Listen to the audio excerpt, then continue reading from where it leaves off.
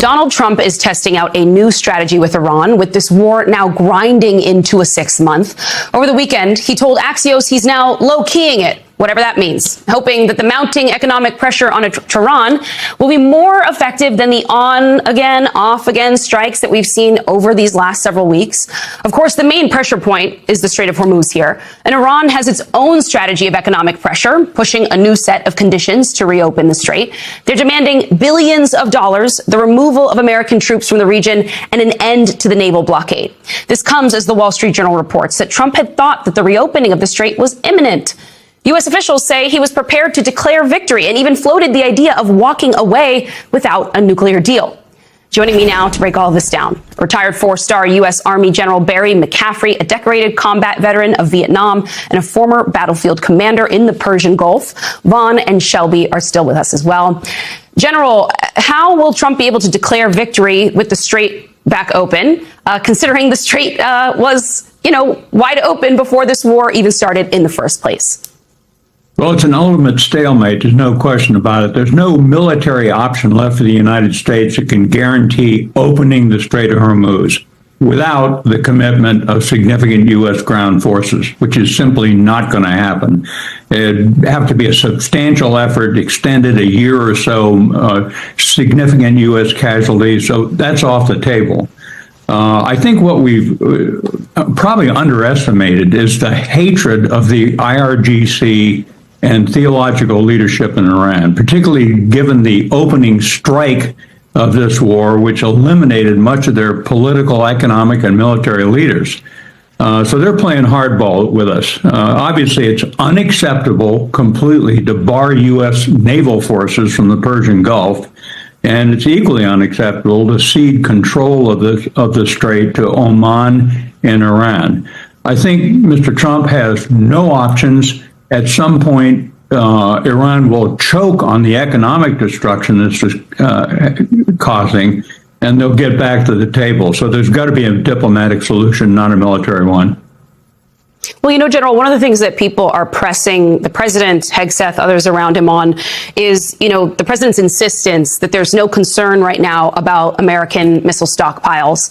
But all available evidence just keeps undercutting that. Recent CSIS assessment found that they are indeed running very low and that some of these weapons could take about 5 years to replace after being used up in the battlefield in Iran within just seconds.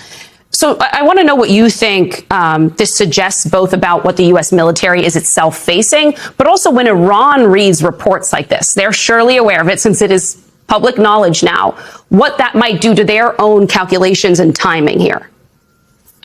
Well, it'd be easy for Iran to overplay their hand on this one.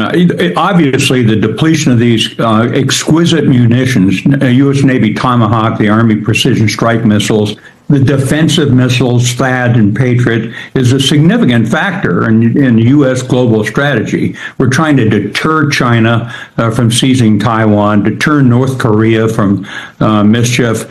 So it is a factor. It's probably not that much of a factor dealing with Iran. We have total air dominance, essentially, over the Iranian airspace. And at sea, the U.S. Navy is simply invulnerable to Iranian strikes. We've got thousands of JDAM bombs, which can be our precision strike and require an aircraft to overfly Iran. But we can do that with relatively low losses. So I think when it comes to Iran, U.S. military power is still dominant, but not useful in resolving this dilemma. Vaughn, do you get a sense from your sources around this White House that they understand what the general just said there? That, while we may still have a lot of resources that this administration can be proud of and can brag about, the reality is there really is no good military option left here. It's not the one that this White House anticipated.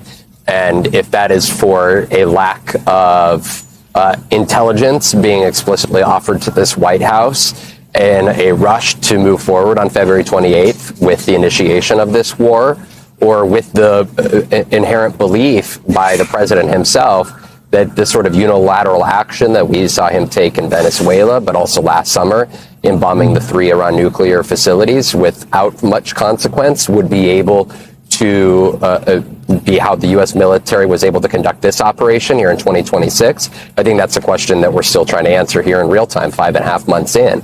But the fact is that those White House moved forward with that decision. And the reality in front of them is that there are few willing partners to cooperate with the U.S. at this time. Again, this harkens back to the conversation we were all having back at the beginning of this year when he jettisoned from Canadian, from European allies, from NATO. And if you're even looking at the Qataris and the Omanis, folks in the region that were key mediators and continue to be key mediators, there has been a lot of pressure put on them because the administration, despite their works as mediators in the past, have effectively undercut their negotiations and have put into deep question the extent to which this administration and Steve Witkoff and Jared Kushner were able to be good faith negotiators. And so what you see in some of these demands put out by Iran over the weekend are concessions beyond what the U.S. is even willing or able, we should be clear, to offer, including, for example, that all military action ends not just in Iran, but also in Yemen and also in Lebanon. And the reality is that the IDF continues its occupation of hundreds of miles of southern Lebanon in its effort to root out Hezbollah.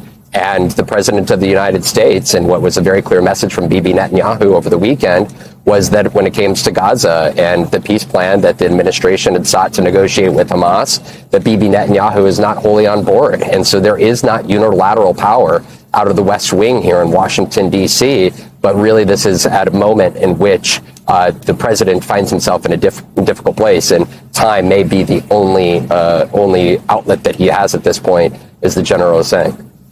Yeah, I mean, Vana, Bibi Netanyahu is not just not wholly on board. He's in fact completely in opposition right now to this effort to disarm Hamas. And I mean, we know that he has his own political pressures ahead of him. But when you look at how Trump has sort of boxed himself in so many corners and so many fronts of this sort of broader regional conflict, Shelby, I'm curious then when you hear him say something, like I'm low keying it with Iran to reporters, if you buy that that's a real, turn of the page and strategy that is going to stick, or if you think in a matter of days we're going to be right back to I'm going to destroy your civilization.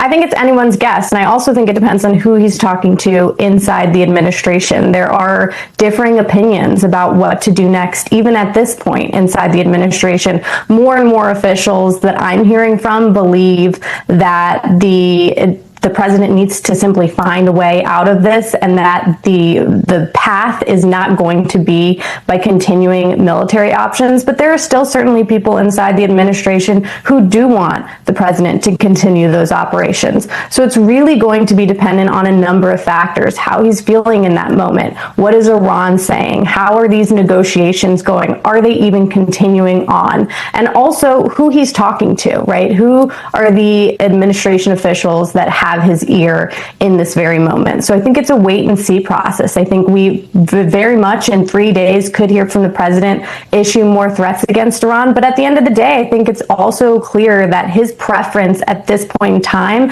is